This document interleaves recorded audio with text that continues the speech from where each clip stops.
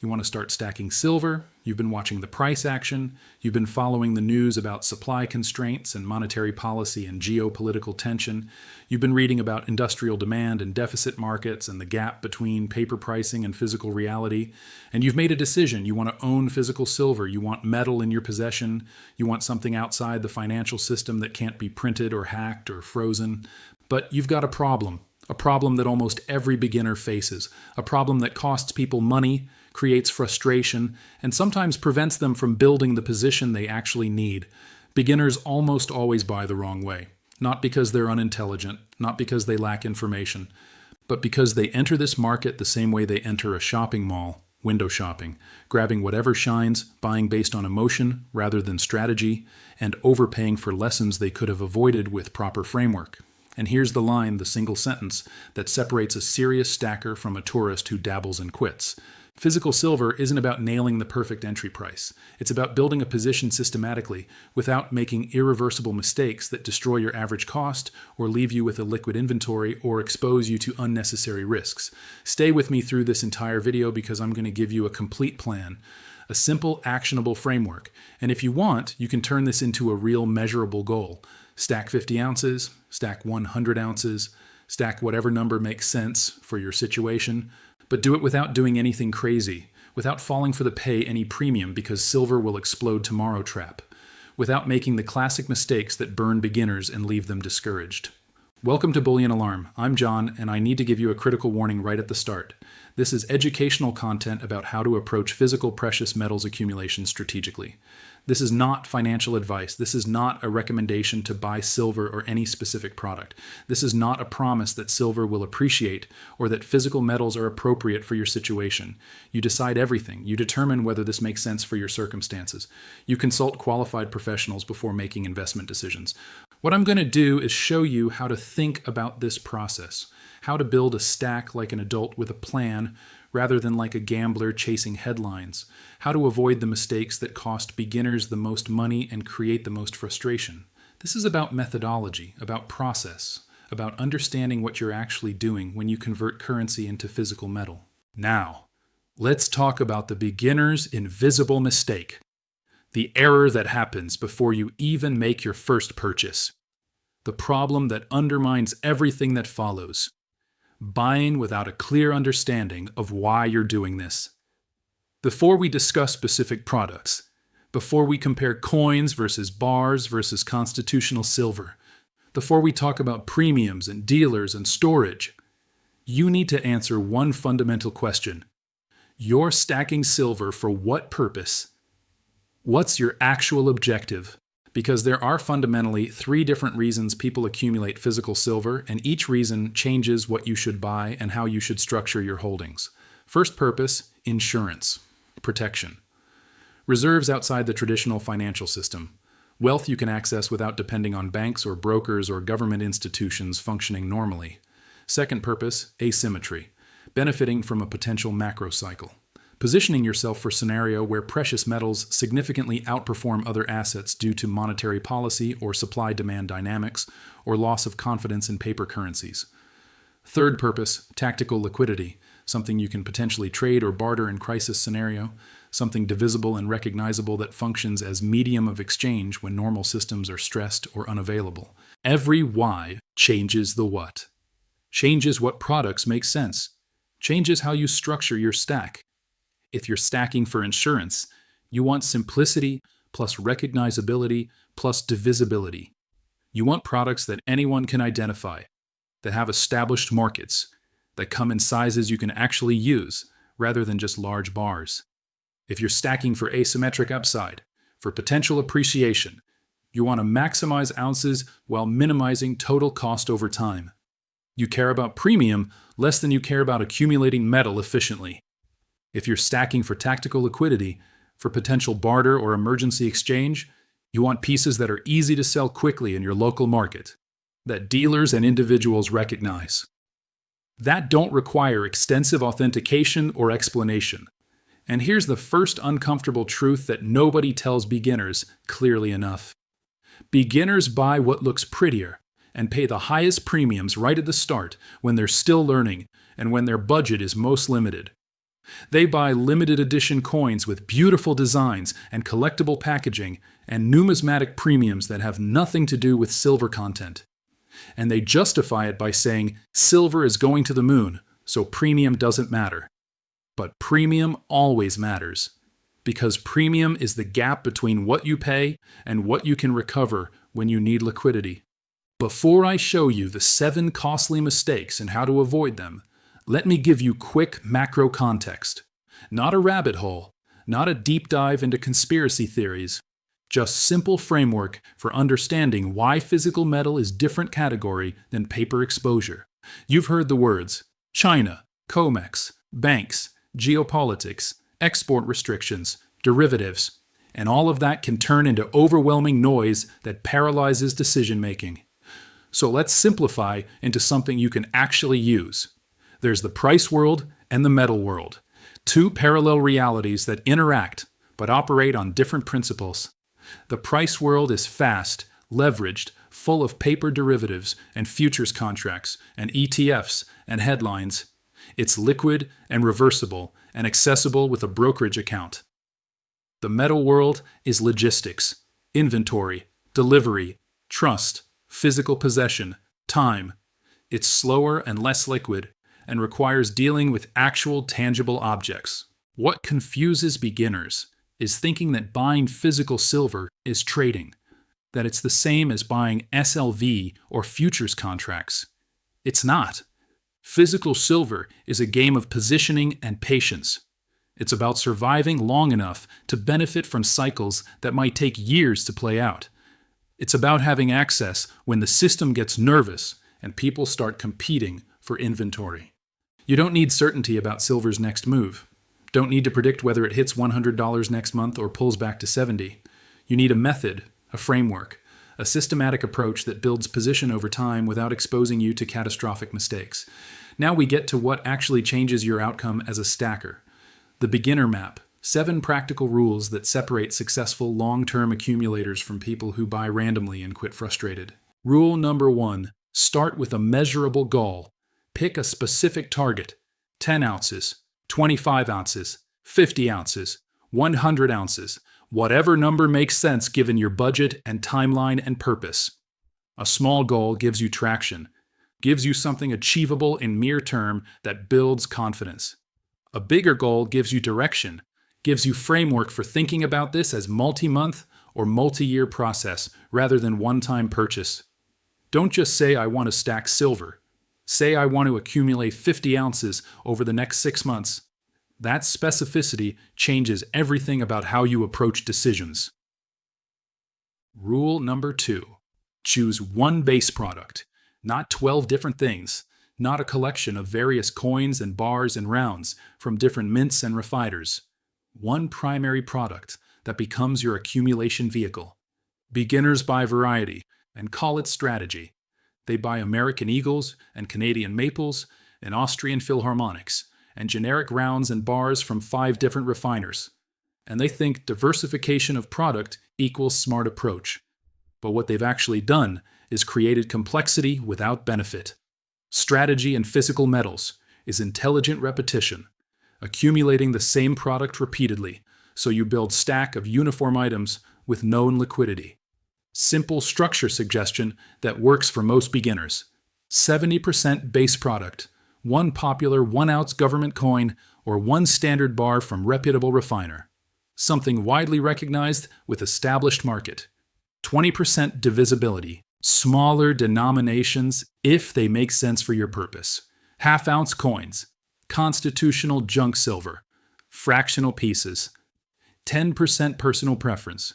Something you particularly like or think has special characteristics, but not so much that it destroys your average cost or creates liquidity problems. Rule number 3, understand premium as entry fee. You're not just buying silver content. You're buying manufacturing cost, distribution cost, dealer margin, current demand dynamics. Your goal isn't achieving 0 premium. That's impossible. Your goal is not becoming hostage to premium. Not overpaying so dramatically that you need enormous silver price appreciation just to break even. Not buying products with premiums so high that you can't recover them when you need liquidity. Rule number 4. Dollar cost averaging beats emotional all-in. Set a rhythm for purchases and stick to it. Weekly, bi-weekly, monthly, whatever matches your cash flow and budget. Buy the same dollar amount or same number of ounces on a regular schedule regardless of price. That's how you become strong hands. How you avoid panic buying at tops and panic selling at bottoms. How you build a position that averages out volatility over time. The psychological benefit of systematic purchasing exceeds the mathematical benefit. It removes emotion from decision-making, makes accumulation automatic, rather than requiring willpower each time. Rule number 5. Buy liquidity, not just metal. Before purchasing any product, ask yourself a simple question. If I needed to sell this 6 months from now, is this easy to explain and negotiate? Would local dealers recognize it? Would individuals buy it? Would the market be liquid enough that I could convert to currency within reasonable time frame without massive discount? If the answer is it depends or I'm not sure, it's probably not good base product. Liquidity matters more than people realize when they're accumulating. Everyone thinks they'll never sell, never need the money, hold forever. But life changes, circumstances change, opportunities emerge. Having liquid holdings gives you options. Rule number 6. Security and record keeping aren't optional extras. If you don't have a clear plan for where to store metal, how to prove what you bought, how to track your average cost, you don't have a stack. You have exposure to theft or loss or family disputes or tax complications. Proper stacking requires documentation, receipts, photos, inventory lists, cost basis tracking, storage plan that balances security and accessibility. Rule number 7. Make authenticity verification routine. The rule isn't trust everyone blindly. The rule is trust but verify. Learn basic authentication techniques, weight and dimensions, magnet test, ping test. Know what your products should look and feel and sound like. Buy from reputable dealers, but verify what you receive. Make it habit rather than afterthought. These 7 rules form foundation of intelligent physical metals accumulation. Now, I'm going to show you the 7 specific mistakes that burn beginners most frequently. The errors that cost money and create frustration and sometimes end people's stacking journey prematurely. And for each mistake, I'll give you the fix, the practical solution that prevents the problem. Mistake number 1, buying off emotion of the moment. Headlines scream that silver is exploding. Social media fills with predictions of imminent moonshot. Fear of missing out overwhelms rational planning. You rush to buy without comparing prices, or checking premiums, or verifying dealer reputation. You pay peak premium because you're convinced that any delay means missing the move. This is the single most expensive mistake beginners make. Buying at emotional peaks with maximum premium during minimum availability. The fix is combining DCA rule with premium limit. Decide in advance what premium over spot you're willing to pay for your base product. Maybe it's 15%. Maybe it's 20% for government coins. Set that limit and stick to it regardless of price action or headlines. If premiums spike above your limit, you wait. You don't chase. You let FOMO pass, because extreme premiums always compress eventually. And overpaying by 30 or 40% over spot means you need massive price appreciation just to break even. Mistake number 2, collecting before building base. Pretty coins are appealing. Limited editions with beautiful designs, proof finishes, special packaging, commemorative issues. And there's nothing wrong with collecting as hobby if you enjoy it. But collecting before you've established solid base of standard bullion is putting cart before horse. It's prioritizing aesthetic appeal over strategic accumulation. The fix is base first, favorites later. Hit your initial goal with workhorse products, generic rounds, standard government coins, reputable refiner bars, products with minimal premium and maximum liquidity. Once you've accumulated 50 or 100 ounces of base position, Then you can allocate some budget toward collectibles or special pieces you particularly like, but not before, not when you're still building foundation. Mistake number 3, ignoring local market liquidity. You buy products that are popular in other countries or other regions, but not widely recognized in your local market. You assume that silver is silver and dealers will buy anything. But when you try to sell, you discover local dealers don't know the product, don't trust it, won't pay fair price, or won't buy it at all. The fix is researching what products trade actively in your area. What do local coin shops stock? What do online dealers in your country feature prominently? What appears frequently in local buy-sell groups? The best product globally means nothing if it's illiquid where you actually live. Better to own popular local product with slightly higher premium than obscure product with lower premium but no market when you need it. Mistake number 4, spot price obsession. Beginners fixate on spot price. Check it constantly. Try to time purchases to exact bottoms. Agonize over whether to buy today or wait for dip. Treat physical accumulation like day trading. This mindset creates paralysis and missed opportunities. Because while you're waiting for perfect entry, time passes. Months go by. Silver might appreciate, might not, but you've accumulated nothing. The fix is understanding that stackers want to beat time with consistency, not beat spot with precision. Your edge isn't timing. Your edge is systematic accumulation regardless of short-term fluctuations. Dollar cost averaging automatically handles this. You buy at highs and lows and everything between. Average evens out. Position builds regardless of volatility. Mistake number 5. Buying products you can't authenticate. You find deal that seems too good. Generic rounds from unknown refiner. Bars without proper markings. Private mint products with no established authentication guidelines. You buy them because premium is low. Then you worry constantly whether they're genuine. And when you try to sell, buyers don't trust them either. The fix is buying only products you can verify or that have such strong reputation that authentication is straightforward. Major government coins, established refiner bars, products with known specifications and available authentication tools. Slight premium increase for recognized products pays for itself in peace of mind and liquidity. The fix is researching what products trade actively in your area. What do local coin shops stock? What do online dealers in your country feature prominently? What appears frequently in local buy-sell groups? The best product globally means nothing if it's illiquid where you actually live. Better to own popular local product with slightly higher premium than obscure product with lower. Mistake number 6, no exit planning. Beginners think planning exit is negative, is admitting you don't believe in silver long term. But intelligent investors always know their exit criteria even if they never execute. You should know what scenario would cause you to sell some or all of your stack. What scenario would cause you to accelerate accumulation? What goal achieved looks like and what you do when you hit it. The fix is defining those scenarios in advance. Maybe you sell if you need emergency funds for medical or family crisis. Maybe you sell portion if silver hits specific price target that represents massive gain.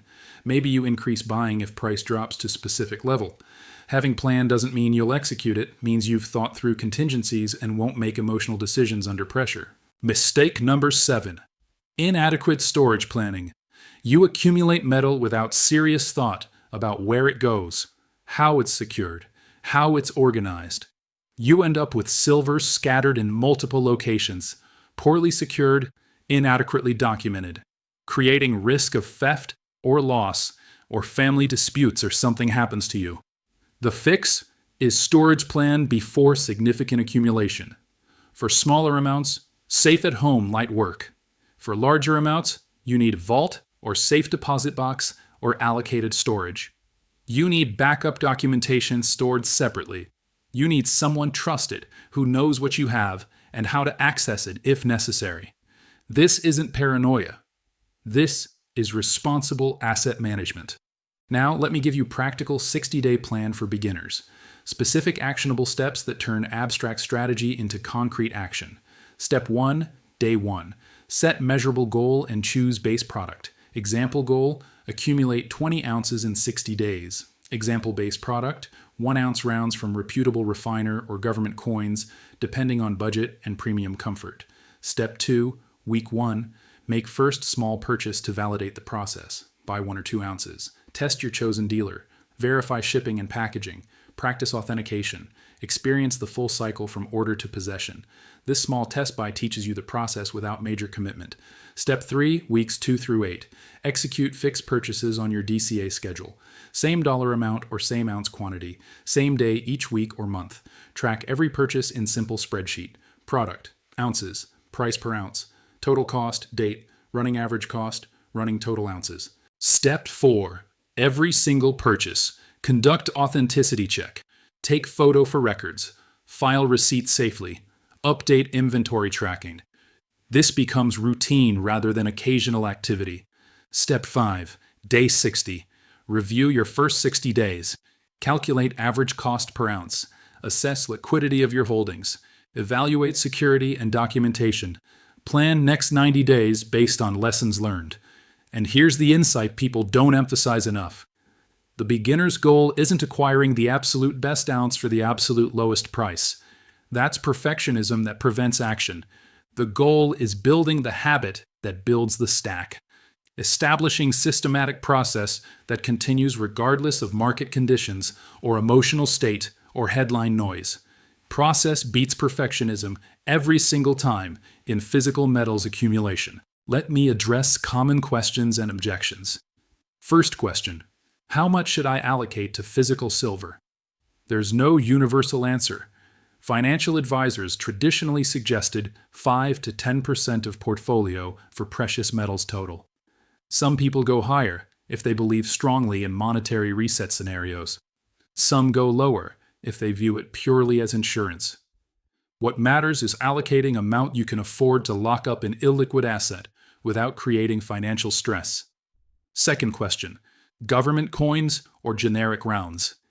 Government coins have higher premiums but better liquidity and recognizability. Generic rounds have lower premiums but require more authentication diligence. For beginners, government coins are often worth the premium for peace of mind and liquidity. As you gain experience, you can shift toward lower premium products if you're comfortable with authentication. Third question, online dealers or local shops? Online dealers offer wider selection and often better prices. Local shops allow immediate possession and relationship building. Many stackers use both, online for bulk purchases, local for immediate needs and relationship. Fourth question, what about constitutional junk silver? U.S. dimes, quarters, halves, dated 1964 and earlier, containing 90% silver. Excellent for divisibility. Widely recognized domestically. Good for barter scenarios. But premiums can be high, and weights are fractional, making exact calculations tedious. Good allocation for the 20% divisibility portion of your stack, but probably not your base product. Fifth question, how do I know if I'm paying fair premium? Research current premiums from multiple dealers. Compare to major online retailers. Understand that premiums fluctuate based on demand and availability. As rough guideline, government 1-ounce coins might carry 15 to 25% premium over spot. Generic rounds might carry 10 to 15%. Larger bars might carry lower percentages. Anything dramatically higher requires investigation into why. Now let me address the emotional and psychological aspects, because these matter as much as technical details. Physical silver stacking requires patience that modern investors often lack. You're converting liquid currency into illiquid metal.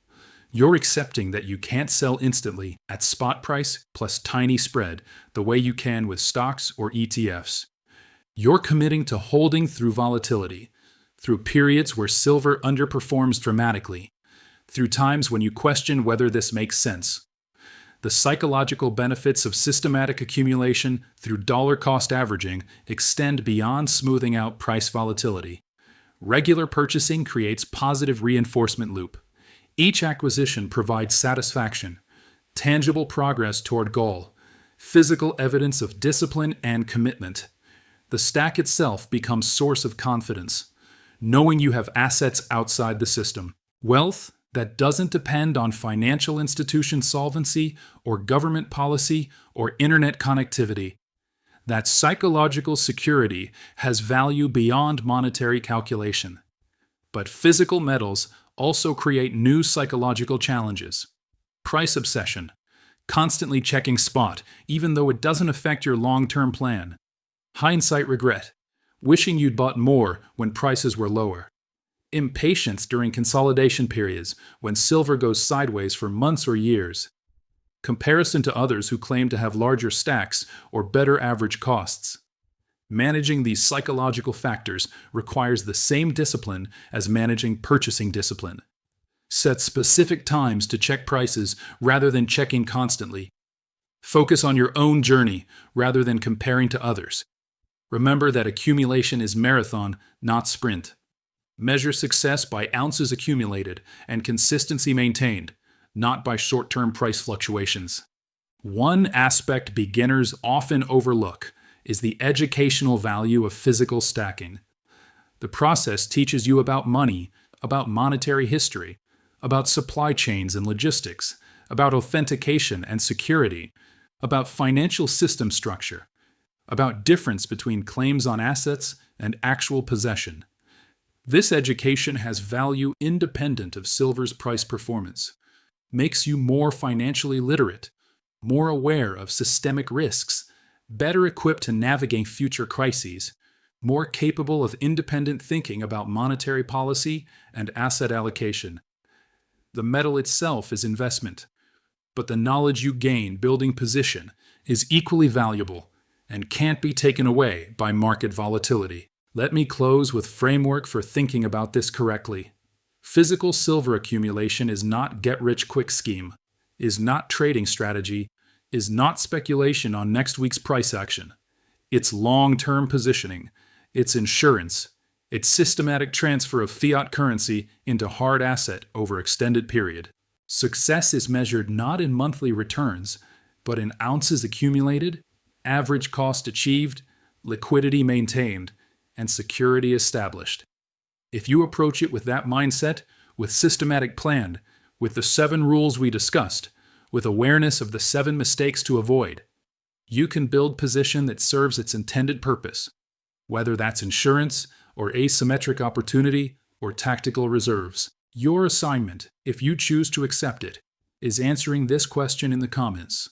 What's your stacking goal for 2026?